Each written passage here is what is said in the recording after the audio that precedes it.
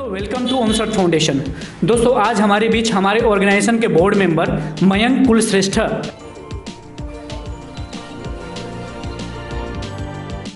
Sir के बारे में इनसे ही कुछ जानते हैं कि सर का बैकग्राउंड क्या रहा है और सर के साथ मतलब सर का एक्सपीरियंस किस फील्ड में रहा है और कितने साल का रहा है। तो सबसे पहले दोस्तों आप लोगों से अपने सर के बारे में इंट्रोड्यूस कराते हैं। धन्यवाद नीरज जी, मेरा नाम मयंक कुलश्रेष्ठ है और जैसा आपने बताया हम लोग काफ़ी समय से एक दूसरे के संपर्क में थे और ये कह लीजिए कि वर्चुअली साथ में थे।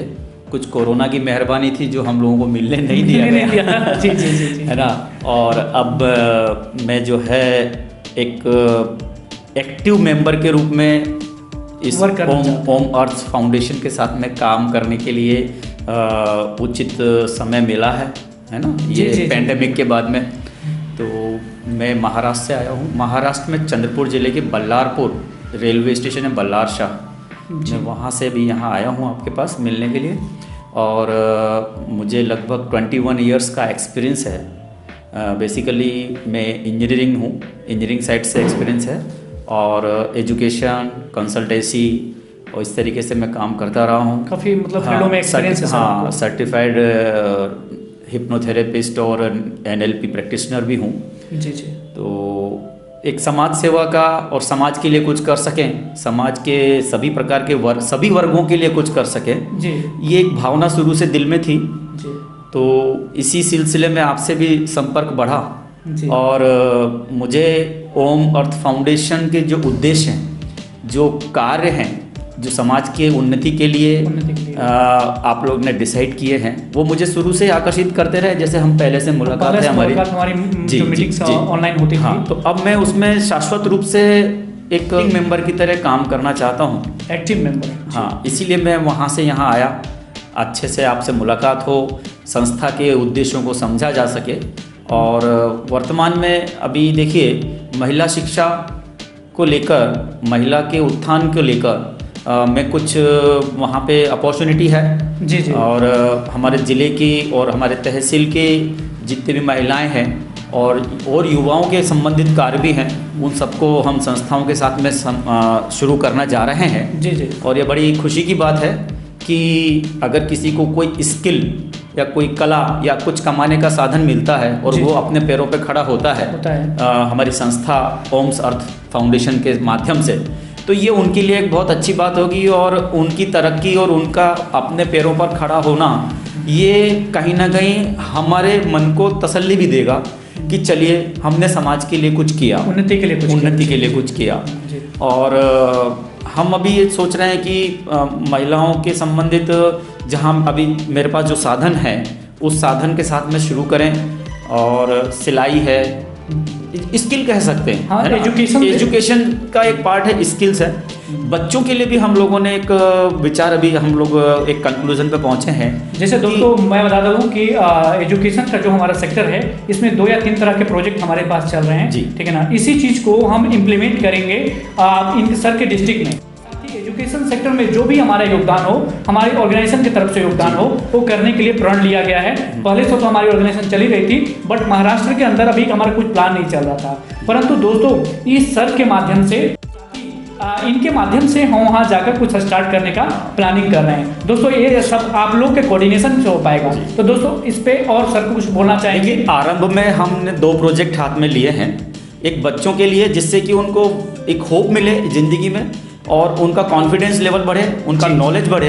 इसलिए जैसे आपने बताया कि टैलेंट सर्च एग्जामिनेशन जो स्कॉलरशिप है, जिसमें बहुत अच्छे पुरस्कार के साथ में और बच्चों को अपना परफॉर्मेंस करके एक कॉन्फिडेंस मिलेगा समाज में, कॉन्फिडेंस लेवल को थोड़ा सा बढ़ाने का काम करता है। हाँ, एक परिवार में और समाज में और कहीं ना कहीं हमारे जिले में, इसी प्रकार से राज्य में, और फिर राज्य एक प्रकार से राष्ट्र को रिप्रेजेंट करता है। तो कहीं ना कहीं बच्चों को अगर हम अच्छी चीज़ देंगे, उनका होप बढ़ाएंगे तो और उनका ज्ञान बढ़े और उनको एक प्रोत्साहन राशि मिले जिससे कि उनका उत्साह बढ़ता है। और दोस्तों इसमें प्लान ऐसा भी है कि अगर प्रोत्साहन राशि के साथ साथ उनमें जो साल की उनको अगर सपोज दैट किसी फैमिली को सपोर्ट नहीं मिल पाता है, किसी फैमिली के माध्यम से कमजोर जो होते हैं, हाँ, उनको एक बहुत बड़ा सपोर्ट मिलेगा।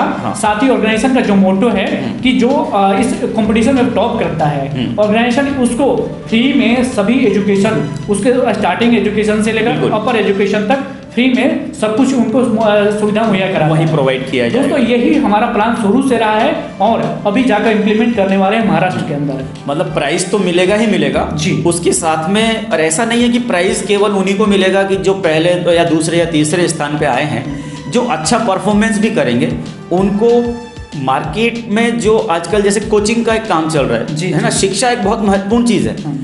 और ये देखा जा रहा है कि शिक्षा जो है वो एक व्यवसाय बन गया है। लोग है ना ट्यूशन करते हैं, ये करते हैं, वो बेशक ठीक है, परंतु वो ठीक है, हमारा उनसे कोई शिकायत नहीं है। पर क्या जो आर्थिक रूप से कमजोर वर्ग है, क्या उसको इस प्रकार से एडिशनल टीचिंग लेने के लिए या कोचिंग लेने के लिए अधिकार नहीं है? क्या अधिकार नहीं है? उनको भी अधिकार है। बहुत तो हम ये प्लेटफॉर्म देंगे उनको, प्लेटफॉर्म इन द सेंस कि जो भी इस परीक्षा में अच्छा परफॉर्मेंस करेगा हम उसको फ्री ऑफ कॉस्ट या बहुत ही नॉमिनल, जिसको आप कह सकते हैं कि मार्केट रेट से 10, 20, 25% शुल्क पर पूरे साल उनके उस क्लास के विषय को पढ़ाया जाएगा, और वो भी एक अच्छे टीचर के द्वारा और नामित शिक्षक के द्वारा। जी, तो ये चीज़ है जो बच्चों के लिए है। महिलाओं के लिए भी हमने गृह उद्योग, जो कुटीर उद्योग टाइप का है, जो जैसे बहुत सारी चीज़ें हैं, एक छोटी छोटी कमेटी बना दी जाएंगी। उन कमेटियों में मान लीजिए कोई महिला बोलती है कि भाई मुझे पापड़ बनाना है, तो वो पापड़ बनाएंगे। वो कमेटी इस ओम्स अर्थ फाउंडेशन उनको एक बैकग्राउंड देगा, एक सपोर्ट देगा, हर तरह का सपोर्ट, एक प्लेटफॉर्म देगा। वो प्लेटफॉर्म पर जाके वहीं पे वो अपना सेल करेंगी और इस तरीके से वो अपना एक कमाई का साधन बना सकती हैं, वो आत्मनिर्भर बन सकती हैं। तो अभी वैसे उद्देश्य तो बहुत सारे, इन्होंने सर ने बोला कि हम महाराष्ट्र के अंदर अभी 2 या 3 तरह के ऑब्जेक्टिव को इम्प्लीमेंट करेंगे। स्टार्टअप इन 2-3 टॉपिक से करेंगे, बट दोस्तों ऑर्गेनाइजेशन के माध्यम से हमारे 8 ऑब्जेक्टिव मिनिमम है। आने वाले समय में हम ये चाहते हैं कि एक टूर्नामेंट भी ऑर्गेनाइज किया जाए। एजुकेशन तो है, स्पोर्ट्स भी, स्पोर्ट्स को लेना, स्पोर्ट्स और आर्ट को लेके एक कल्चरल इवेंट्स भी हैं कि भाई हमारी जो संस्कृति है, हमारी जो लोकल कल्चर है, वो राष्ट्रीय धरातल पर जाकर पहचान पानी चाहिए। जी, तो मेरी ये हमेशा से ख्वाहिश रही कि महाराष्ट्र तो एक प्रकार से कल्चर का भंडार है ना। वहाँ डगडग पे डगडग रोटी पग नीर जिसको बोलते हैं, तो वहाँ पे तो आप देखिए विदर्भ है, और विदर्भ में भी बहुत सारी ऐसी संस्कृतियाँ हैं। तो इस प्रकार से हम कल्चरल इवेंट्स भी करेंगे, हम इन्वायरमेंट को भी लेके चलने वाले हैं। देखिए हमारे पास ऑब्जेक्टिव्स तो काफ़ी हैं, पर ये आप लोगों का साथ मिलता रहे। तो सबसे पहले हम शुरुआत शिक्षा से कर रहे हैं, महिला उत्थान से कर रहे हैं, और आप लोगों का साथ मिले, और यही हम लोगों की कामना है।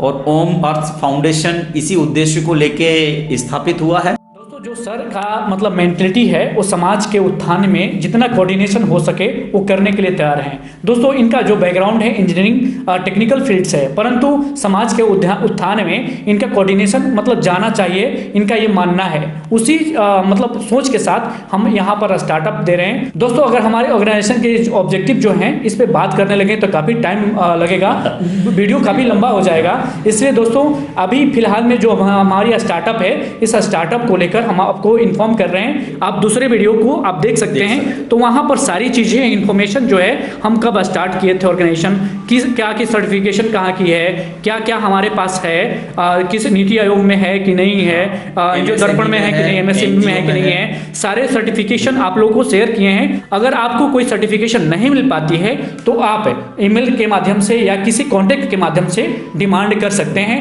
ये ऑर्गेनाइजेशन आपको कभी भी मतलब जो भी डॉक्यूमेंट्स है आपकी नीड है, उस नीड को, डॉक्यूमेंटेशन की डिमांड है, उस डिमांड को पूरी करने के लिए तत्पर रहे एनी टाइम। बिल्कुल, आप जब चाहें हमारी ऑर्गेनाइजेशन के माध्यम से जो भी सपोर्ट लेना चाहें, देना चाहें, ले सकते हैं, दे सकते हैं। दोस्तों इस वीडियो में बस इतना ही, मिलेंगे नेक्स्ट वीडियो में, तब तक के लिए जय हिंद।